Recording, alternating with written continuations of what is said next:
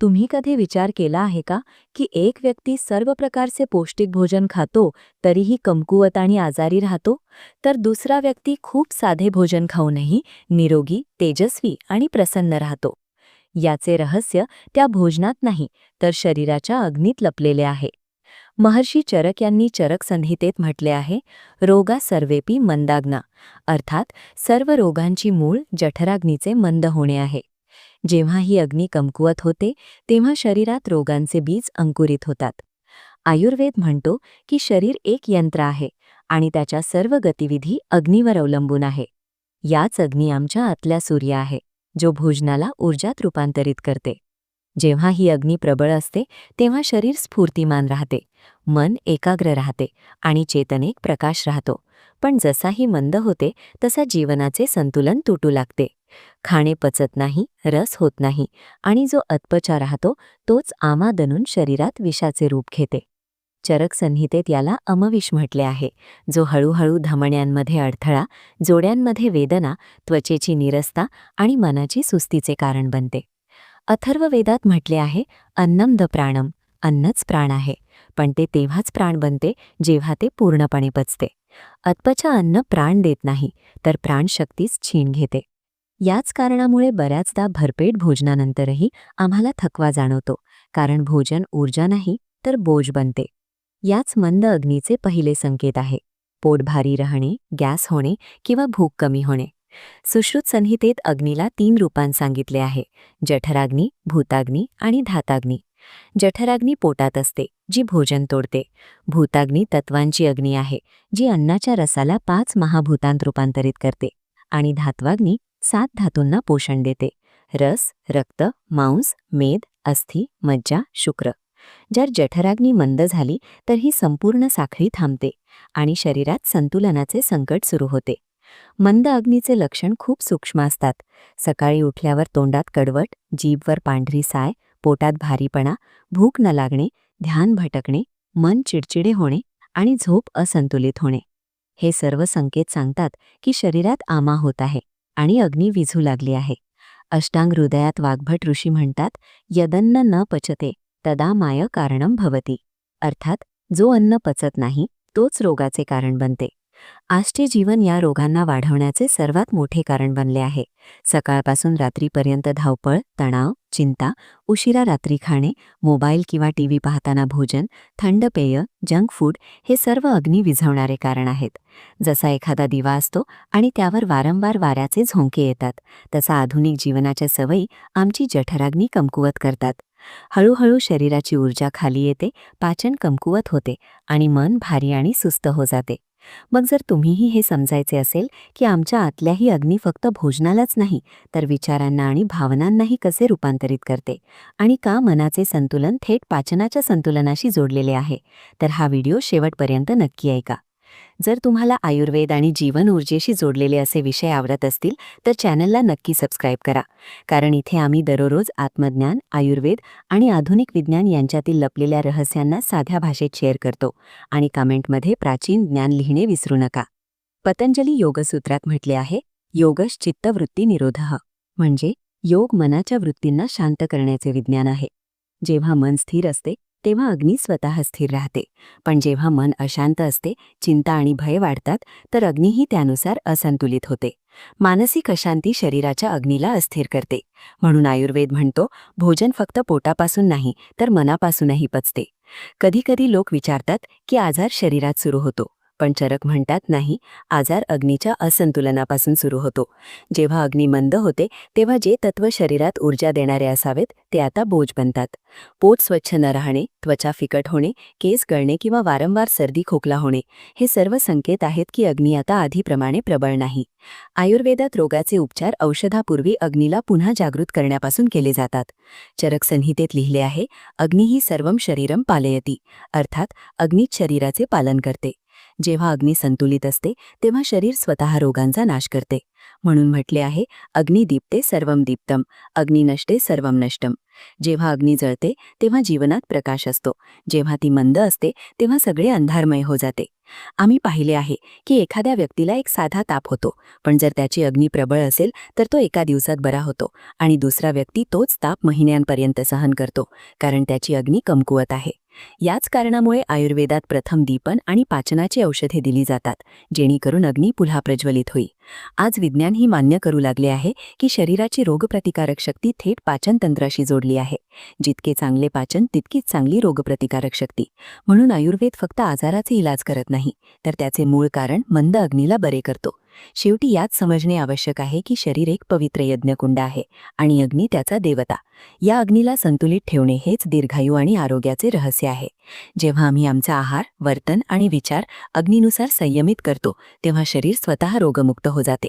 चरक म्हणतात, अग्नी सम्यकम शरीरम सम्यकम, अग्नी वैषम्यम शरीरम व्याधियनी. जेव्हा अग्नी संतुलित असते तेव्हा शरीर निरोगी असते आणि जेव्हा अग्नी असंतुलित असते तेव्हा रोग उत्पन्न होतात. याच कारणामुळे प्राचीन ऋषी म्हणत होते, अग्निम न हन्यत, अर्थात अग्नीला कधी विझू देऊ नका. हे फक्त बाहेरील दिवा नाही, तर आतला प्रकाश आहे. जो व्यक्ती आपली जठराग्नी प्रज्वलित ठेवतो तो फक्त शरीराने नाही तर मनानेही उज्ज्वल राहतो. कारण जेव्हा पाचन अग्नी प्रबळ असते तेव्हा चेतना उघड होते, बुद्धी तीक्ष्ण होते आणि मन स्थिर राहते. याच कारणामुळे ऋषीमुनींनी नेहमी उपवास, संयम आणि वेळेवर भोजनाला महत्त्व दिले, कारण त्यांना माहीत होते की जेव्हा भोजन योग्य रीतीने पचते तेव्हाच ते शरीराला ऊर्जा देते. अत्पचे अन्न शरीरासाठी विष बनते. म्हणून त्यांनी म्हटले की भोजन फक्त पोट भरायला नाही तर चेतनेला स्थिर आणि अग्नीला प्रज्वलित ठेवायला आहे. आज आम्ही याच भूलत आहोत. म्हणून आमचे शरीर पोषणाने नाही तर बोझाने भरलेले आहे. पाचनाची प्रक्रिया खूप खोल समजण्यायोग्य आहे. ही पोटापासून नाही तर तोंडापासून सुरू होते. जेव्हा आम्ही भोजन चावतो तेव्हाच पाचनाची यात्रा सुरू होते. आमच्या लाळेत असलेले एन्झाईम कार्बोहायड्रेट तोडायला सुरुवात करतात.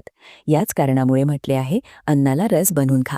जर आम्ही भोजन योग्य चावत नाही तर पोटावर सारा भार येतो आणि अग्नीला खूप परिश्रम करावा लागतो. हळूहळू ही अग्नी कमकुवत होऊ लागते आणि तीच मंद अग्नी बनते. म्हणून म्हटले आहे की एक कवऱ्याला किमान 32 वेळा चावायला हवे. जेव्हा भोजन रसेत रूपांतरित होते तेव्हाच ते शरीराला लाभ देते. जेव्हा भोजन पोटात पोहोचते तेव्हा तेथील जठराग्नी सक्रिय होते.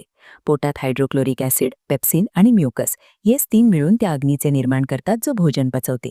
चरक संहितेत म्हटले आहे की शरीराचे आरोग्य त्या अग्नीवर अवलंबून आहे. ही अग्नी भोजनाला रसेत रूपांतरित करते आणि तोच रस पुढे रक्त, मांस, मेद, अस्थि, मज्जा आणि शुक्रात रूपांतरित होतो. हे 7 धातू शरीराची नीव आहे. जर जठराग्नी कमकुवत झाली तर ही संपूर्ण साखळी तुटते. भोजन पचण्याऐवजी सडू लागते आणि शरीरात आमा उत्पन्न होऊ लागते. हेच आमा हळूहळू थकवा, सुस्ती, गॅस, त्वचेची नीरसता आणि मानसिक असंतुलनाचे कारण बनते. पुढे जाण्यापूर्वी तुमच्याकडून एक विनंती आहे की हा व्हिडिओ तुमच्या मित्रांना आणि कुटुंबियांना नक्की शेअर करा. कदाचित तुमचा एक शेअर कोणाचे संपूर्ण जीवन बदलून टाकेल. पाचन फक्त एक भौतिक प्रक्रिया नाही, ती मानसिक आणि भावनिक स्थितीशी जोडली आहे. जेव्हा मन शांत असते तेव्हा अग्नी सहज राहते, पण जर आम्ही तणाव, क्रोध किंवा चिंतेच्या अवस्थेत खात असू तर अग्नी अस्थिर होते. भोजनाचा रस शरीरात योग्य पोहोचत नाही. याच कारणामुळे आयुर्वेद म्हणतो, भोजन करताना मन एकाग्र आणि प्रसन्न असावे. भोजन फक्त पोटात नाही तर मनातही पचते. त्यानंतर भोजन लहान आतड्यात पोहोचते. इथे यकृतातून निघालेला पित्त आणि अग्न्याशयातून निघालेला रस मिळून भोजनाला आणखी सूक्ष्म अंशांत तोडतात. हेच ते स्थान आहे जिथे अन्नाचे खरे रूपांतर होते. इथून बनलेला रस शरीराच्या धमन्यांद्वारे प्रत्येक कोशिकेपर्यंत पोहोचवला जातो. येथूनच 7 धातूंचे निर्माण होते आणि हीच प्रक्रिया शरीराच्या वाढी, दुरुस्ती आणि ऊर्जेचा आधार बनते. जर ही प्रक्रिया अडथळ्यात आली तर कोणती ना कोणती धातू कमकुवत होते. जसे जर रसधातू कमकुवत झाला तर त्वचा कोरडी होते, रक्तधातू कमकुवत झाला तर चेहरा पिवळा पडतो, अस्थिधातू कमकुवत झाला तर हाडे भुरभुरी होतात आणि शुक्रधातू कमकुवत झाला तर जीवनात स्फूर्ती कमी होते. म्हणजे प्रत्येक कमकुवतपणाची मूळ पाचनाच्या खोलीत लपलेली असते. आयुर्वेदाचे एक अद्भुत नियम आहे, तुमचा मल पहा, तोच तुमच्या आरोग्याचे आरसे आहे. मलाचे स्वरूप आणि वास सांगतो की पाचन कोणत्या स्तरावर आहे. जर मल सामान्य, बिना वासाचा आणि सहज बाहेर पडत असेल तर पाचन ठीक आहे. पण जर मल खूप सैल, खूप कठीण किंवा दुर्गंधी असेल तर ते सांगतो की अग्नी खूप तीव्र आहे किंवा खूप मंद. हे एक साधे पण अचूक संकेतक आहे की शरीर आतून कसे काम करत आहे. प्राचीन ग्रंथांमध्ये म्हटले आहे की शरीर शुद्धीचा सर्वात मोठा मार्ग पोटातून जातो. याचा अर्थ असा आहे की जोपर्यंत पाचन ठीक नाही तोपर्यंत कोणताही रोग पूर्णपणे जात नाही. याच कारणामुळे आयुर्वेदात रोगाचे उपचार सुरू करण्यापूर्वी अग्नीचा परीक्षण आणि सुधार केला जातो. जेव्हा अग्नी संतुलित असते तेव्हा शरीर स्वतःच आपले रोग नष्ट करते. आता प्रश्न उभा राहतो की आम्ही कसे जाणू की आमची अग्नी ठीक आहे की नाही. यासाठी खूप साधे संकेत आहेत. जर पोट हलके वाटते, झोप गहन येते, सकाळी भूक लागते आणि भोजनानंतर आळस होत नाही तर समजा अग्नी प्रबळ आहे. पण जर भोजनानंतर झोप येऊ लागली, शरीर भारी वाटते, गॅस होते किंवा सकाळी भूक न लागते तर हे संकेत आहे की अग्नी मंद झाली आहे. आयुर्वेदाच्या आचार्यांनी म्हटले आहे की शरीर निरोगी ठेवणे औषधाने नाही तर पाचन ठीक ठेवण्याने शक्य आहे. त्यांनी सांगितले की भोजन जर योग्य वेळी आणि योग्य प्रमाणात केले गेले तर ते औषध बनते, पण जर असमय, लवकर किंवा जास्त प्रमाणात खाले गेले तर ते भोजन विष बनते. म्हणून त्यांनी इशारा दिला की भोजनाला औषधाप्रमाणे ग्रहण करा. खरे पाचन ते आहे जे शरीराला हलके करते, मनाला प्रसन्न ठेवते आणि चेतनेला स्थिर करते. जर भोजनानंतर आत एक सहज ऊर्जा जाणवली तर समजा अग्नी त्याच्या स्थानावर आहे. पण जर भारीपणा, आळस किंवा थकवा जाणवला तर हे अग्नीच्या थकव्याचे संकेत आहे. शेवटी यात समजणे आहे की पाचन कोणती साधी प्रक्रिया नाही तर ते जीवनाचे मूळ आहे. ही तीच अदृश्य शक्ती आहे जी भोजनाला शरीरात रूपांतरित करते. जेव्हा ती संतुलित असते तेव्हा प्रत्येक अवयव आपले कार्य योग्य करते. याच कारणामुळे आयुर्वेद म्हणतो अग्नी जीवनाचे रक्षक आहे. शरीरातली ही अग्नी जितकी शांत आणि स्थिर राहील तितकी जीवन संतुलित आणि प्रकाशमान राहील. जो व्यक्ती आपली पाचनशक्ती समजून त्यानुसार जीवन जगतो त्याला कधी मोठा आजार होत नाही, कारण तो जाणतो की आरोग्याची मूळ कोणत्याही औषधात नाही तर आतल्या त्या अग्नीत आहे जी दररोज भोजनाला ऊर्जेत रूपांतरित करते. येच अग्नी जेव्हा जागृत राहते तेव्हा शरीर बलवान, मन शांत आणि चेतना उज्ज्वल राहते. आयुर्वेद म्हणतो की मनुष्याचे आरोग्य त्याच्या जठराग्नीवर टिकले आहे. जेव्हा ही अग्नी प्रज्वलित राहते तेव्हा शरीरापासून मनापर्यंत प्रत्येक स्तरावर संतुलन राहते. पण जेव्हा ती मंद होते तेव्हा आहार कितीही पौष्टिक का नसो तो शरीरात अमृत नाही तर विष बनते. म्हणून ऋषीमुनींनी अग्नीला फक्त शारीरिक नाही तर आध्यात्मिक तत्व मानले. अग्नी जागृत करण्याचा सर्वात पहिला नियम आहे सकाळची योग्य सुरुवात. प्राचीन काळात लोक सूर्योदयाच्या ताबडतोब उठून गुणगुणे पाणी पित, त्यात थोडे लिंबू आणि कोरडी आले म्हणजे सोंठ मिसळली जाई. हे मिश्रण रात्रभर शरीरात जमा झालेली आमा म्हणजे अपच जलवण्याचे काम करते. हे पोटाला हळूहळू गरम करते आणि अग्नीला सक्रिय करते. जो व्यक्ती रोज सकाळी हे अवलंबतो त्याच्या आतल्या जठराग्नी दिवसभर स्थिर राहते. म्हटले आहे की अग्नीला जागवण्याचा हे सर्वात साधे आणि प्रभावी मार्ग आहे. त्यानंतर भोजनापूर्वी अग्नीला तयार करण्याची परंपरा होती. जुन्या काळात लोक खाण्यापूर्वी थोडे आले आणि काळे मीठ जिभेवर ठेवत. यामुळे जठररस ताबडतोब वाहू लागतो आणि अग्नीला संकेत मिळतो की अन्न येत आहे. आजकाल आम्ही थांबल्याशिवाय, तयारीशिवाय सरळ खातो, ज्यामुळे अग्नीला इशारा मिळत नाही आणि पाचन मंदावते. आले आणि काळे मीठ अग्नीसाठी ते आहे जे दिव्यासाठी बत्ती आणि तेल असतात. भोजनानंतर अग्नीला शांत आणि संतुलित करण्याचे उपाय तितकेच आवश्यक आहेत. हिंग आणि अजवाईनचे पाणी गॅस, भारीपणा आणि सुस्ती मिटवते. हे अग्नीला पुन्हा स्थिर करते, जेणेकरून ती पुढच्या भोजनापर्यंत आपल्या लईमध्ये राहील. त्याचप्रमाणे सौंफचे सेवन अग्नीला हलके आधार देते. सौंफमध्ये थंडावा आणि पाचन दोन्हीचे संतुलन आहे, जो अग्नीला जास्त प्रज्वलित होऊ देत नाही पण विझूही देत नाही. रात्री त्रिफळाचे सेवन शरीरात जमा आम्लता आणि अपच दूर करते, ज्यामुळे अग्नी सकाळी पुन्हा स्वच्छ रूपात जळू शकेल. ही प्रक्रिया शरीराच्या स्वच्छतेसोबत पाचनाची सातत्यता टिकवते. अग्नी जागरणाची आणखी एक प्राचीन पद्धत आहे भोजन चांगले चावणे. जेव्हा आम्ही प्रत्येक कवऱ्याला 32 वेळा चावतो तेव्हा लाळेत असलेले एन्झाईम भोजन ताबडतोब तोडायला सुरुवात करतात. हे फक्त तोंडाची क्रिया नाही तर रस निर्मितीचा पहिला टप्पा आहे. जितकी जास्त आम्ही भोजन तोंडात रस होऊ देतो तितका कमी बोज पोटावर पडतो. आज लोक घाईघाईत खातात, फोन पाहत खातात, ज्यामुळे रसच होत नाही, तृप्तीच होत नाही. तर ऋषी म्हणत होते अन्न पीत खा आणि जल चावून प्या. येच नियम पाचनाच्या मुळात लपलेला आहे. आता आहार मर्यादेची गोष्ट येते. पोट पूर्ण भरणे अग्नीसाठी सर्वात मोठी अडचण आहे.